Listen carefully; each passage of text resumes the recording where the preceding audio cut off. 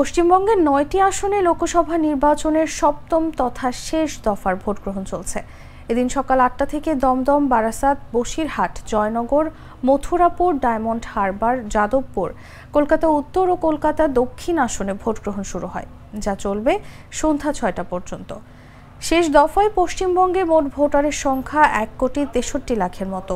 এর মধ্যে পুরুষ ভোটার ৮৩.১৯ লাখ, নারী ভোটার ৮০.২০ লাখ ও তৃতীয় লিঙ্গের ভোটার ৫৩৮ জন।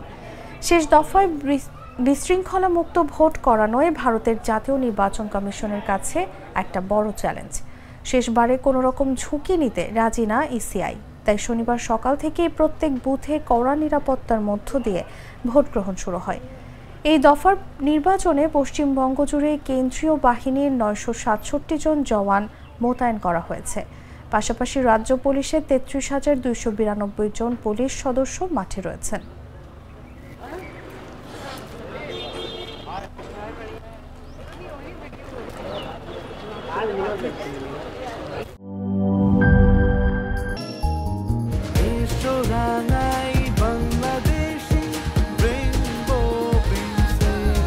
রেইনবো পেইন্টস, ছড়াও জীবনের রং।